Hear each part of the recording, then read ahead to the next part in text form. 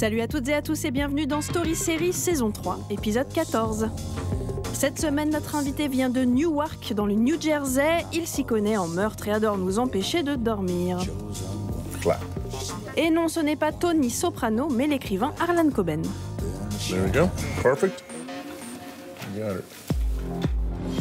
31 romans, 70 millions de livres vendus en 41 langues, des adaptations en série et au cinéma, dont 4 Césars pour celle de Ne le dis à personne par Guillaume Canet en 2006. Rien ne résiste au polar d'Harlan Coben. Yeah, a little stressful. Passionné de télé, de suspense et de personnages, l'auteur semble avoir trouvé la recette magique pour appeler lecteurs et les spectateurs. But I love telling story. I always have. Hopefully always will. But it's all I do. Nous avons donc profité de la sortie de son nouveau roman, Ne t'enfuis plus, dans lequel un père recherche désespérément sa fille, pour parler série et frustration.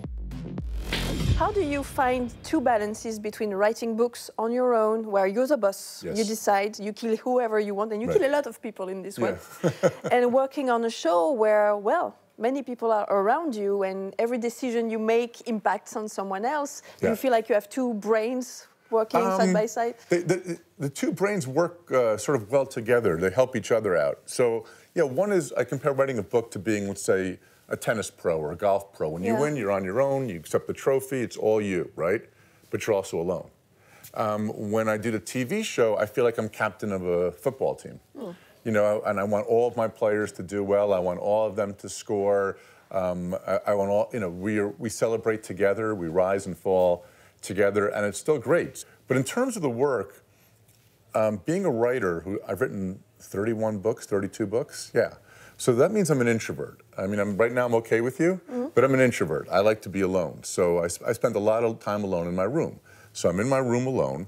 Then I'll go out on the set and do TV for a little while. And for the first couple of days, I love it, right? New people, socialization, talking to actors. And then I lose my mind and I want to be alone in the room again.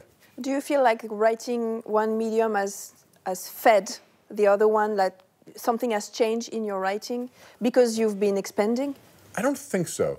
I'm very, very careful when I write a book not to think, oh, this will look good on the screen or a movie. Oh, yeah. I completely divorce those things. But the other side of it, and this has always been true even before I started to do the TV and the movies, is that I grew up with an era where TV was a major part of our lives. And so it influenced my book writing way before I ever made TV because so much, you know, it always drives me crazy. Writers always want to sound smart and they sound fake. So if you ask a writer about their influences, oh, Dostoevsky, Proust, Yeats. No, you also watched the Batman TV show when you were a kid. You know, you watched, so you were also influenced by that, so stop lying. Your writing is and has always been very structured, and you have a gift for cliffhangers. Always making a page turner. That's how you make a page turner. The key really is that the plot twists and the surprises, they can't be forced. They have to come from the character. At the end of the day, if you don't care about the character, you're not going to really care about the story. So, you know, if I ask you in France, Tell No One was a big movie that Guillaume Canet made, right? But if I ask you who did the murders, how did the murders commit, you don't remember that. What you remember is how Francois Cluzet's character was searching for the love of his life, his wife. That's the heart. Yeah. That's what Guillaume Canet understood. That Tell No One was really a love story more than a thriller. And it's the same thing when you're making any kind of movie or TV. The plot is sort of like you can own a beautiful, expensive car. But if you don't have any gasoline in it, which is the characters and the heart, it doesn't really go anyplace. Is this how you know that a crime show is good? For example, if I think about True Detective, Yep. I realized I didn't care who Right. killed who. Right. I loved, for season 1, I loved Russ Right. and I loved Marty. That's all I cared Exactly. about. Is this also how you love a show? Well, while you're watching it, you did care, right? You did want to know how it all turns out. But now if I ask you, you don't remember exact details. It's sort of like there's a quote from Maya Angelou where she says, people won't remember what you said to them, they'll remember how you made them feel. Yeah. And I think that's really the key for a lot of the shows and and books. Pour Harlan Coben, un bon polar, c'est avant tout des personnages et un cœur qui bat. Nous avons demandé au journaliste Cédric Melon de nous révéler la recette de ce genre aussi populaire en librairie qu'en série.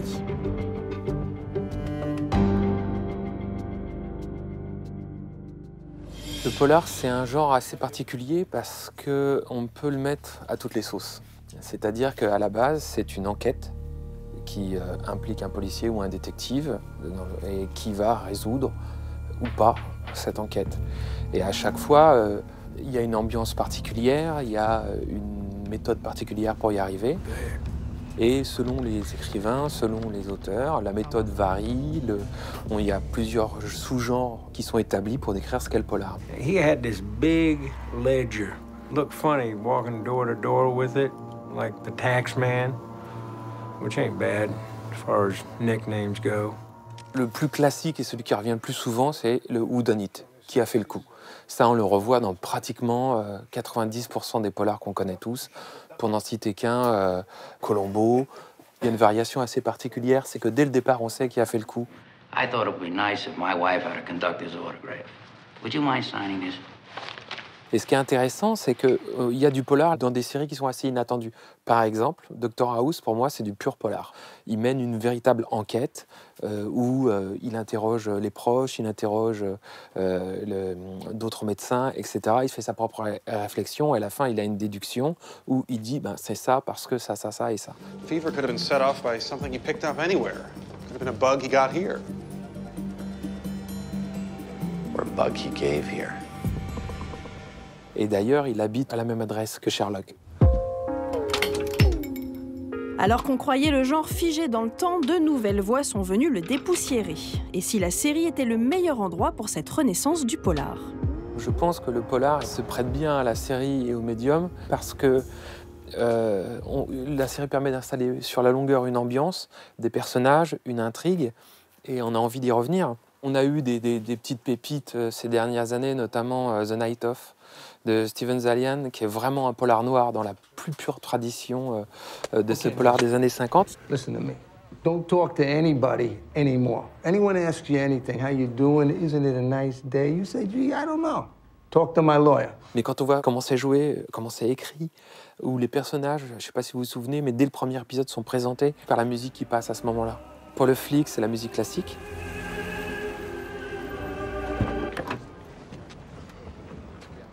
Pour John Turturro, c'est le bruit de la ville. Et pour le jeune homme, c'est le rap. C'est une façon de faire du polar qui est exceptionnelle. Et je pense que les séries permettent ça. Mais surtout, le genre a été relancé pour moi par la première saison de True Detective. Entièrement écrite par un écrivain qui s'appelle Nick Pizzolatto, qui est un fan d'Elroy. People out here, it's like they don't even know the outside world exists. Might as well be living on the fucking moon. Et la combinaison de Nick Pizzolatto, son écriture, avec la réalisation de Cary Fukunaga, a fait qu'on a eu une première saison exceptionnelle avec des acteurs de malade, Woody Harrelson et Matthew McConaughey. Et on est vraiment re-rentré dans la tradition du polar pur noir. La télévision française raffole du genre, mais pourra-t-elle un jour rivaliser avec les productions léchées et exigeantes venues des États-Unis? Est-ce qu'on peut véritablement comparer les polars qui sont faits sur TF1 ou sur France Télévisions à ceux qui sont faits sur HBO? Je ne pense pas. Je pense qu'il y a un gouffre. Aux États-Unis, ils sont 14 scénaristes dans une pièce pour écrire un épisode de saison. En France, quand on en a 2, on est content et ils sont payés avec une catapulte. Donc, on peut pas rivaliser. Donc, il faut comparer ce qui est comparable. Quand est-ce qu'on va faire un True Detective, entre guillemets, à la française? Je ne sais pas, mais j'en rêve. Do you agree with the idea that literature writers are the best TV writers when you see that George Pelecanos wrote for The Wire, or Dennis Lehane, or even David Simon, who was a journalist but was a writer? Do you feel like this is a gymnastic you have to have? No. No. Because, Okay. you know, well, Vince Gilligan who did Breaking Bad, and of course the guys who did Lost. I don't think they were novelists at all. It's being a writer. So I do think to answer the question slightly different way, I do think now TV is ready for novels in a way they never were before. So years ago, I could not have made a show like Safe or The Stranger. 8 episodes, 1 story. Yeah. You know, in America, it was 22 episodes, and each episode had to have a mystery that was 47 minutes long, but very cold cut. Now it's more of a novel structure to it because of the streaming, the effects of the streaming services, the effect of HBO. And so that calls for a more novel approach that's more like a novel. Yeah. So in those cases, I think the guys that you were talking about, we have an advantage in that way. I believe this is what made us get to what you call golden age of television. We trusted the viewers. Yes. And you trust your readers. And yes. This is also how you educate people in smartness or something like that. Yes, I mean, I think very much, you know, in TV, what's one of the issues, especially in the old days, but still a little bit, but network executives, the one notes they always send is, oh, I don't understand right now what's going on. And sometimes I feel like saying, you will, relax. You don't have to know everything right away. It's one of the temptations when you watch a show, when the show loses its way, is when they explain it too much and don't trust the viewer enough to figure some of the stuff out. And sometimes the viewer, you go, whoa, whoa, I'm lost. But as long as we get you back on track, we're okay. Is it something you worry about? How long how many pages can I keep them in the dark? Can I make them worry? It's a balance. You have to give enough. I don't like to be frustrated. I don't like frustrating people. I don't think that's fair. I don't like hiding things. Sometimes we like it. Yeah, well, no, you don't like frustration. You like suspense. There's a difference, and that's part of my job is to figure out where that difference is. Yeah. But for example, I don't like stories where the hero knows everything already and is just keeping it from us. What is to you the show that handled this the most, the best? Wow, it's a lot. I thought Breaking Bad did it really well. I actually, even though a lot of people had trouble with the ending, I thought Lost did a great job. Yeah. I mean, it maybe teased you a little too much, but it was, for some reason with Lost, I was able to let go. I mean, as a writer, I knew midway through season 2 or something, they don't know where they're going. They don't really know the full ending. They don't. It didn't bother you? It didn't, for some reason. Usually it does. I'm really anal that way. But for some reason, I thought with Lost, it really worked. It's it's a brilliant, wonderful TV show on so many levels. But, you know, you mentioned the first season of True Detective. Yes. There's another one that's great. I like Black Mirror, but I've always, you know, I grew up on the Twilight Zone was a huge influence on me. A show that I loved. I still love it. I mean, if you watch Twilight Zone, it still holds up. The 10 or 15 best Twilight Zones, still the best TV ever. I mean, they were incredible short stories. So I think Black Mirror, when it's at its best, is carrying on that tradition. You're moving into a land of both shadow and substance, of things and ideas. You've just crossed over into the Twilight Zone.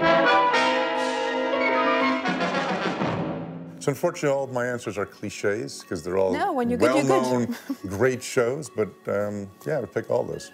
Thank you very much. Sure, I saw Diane coming. Diane's coming in. I know. Now time to move on. Story Série, c'est terminé. La semaine prochaine, on vous propose une sélection de nos plus belles rencontres depuis la rentrée. I think there's a lot better actors out there than me. I mean, come on. Allez, à la semaine prochaine.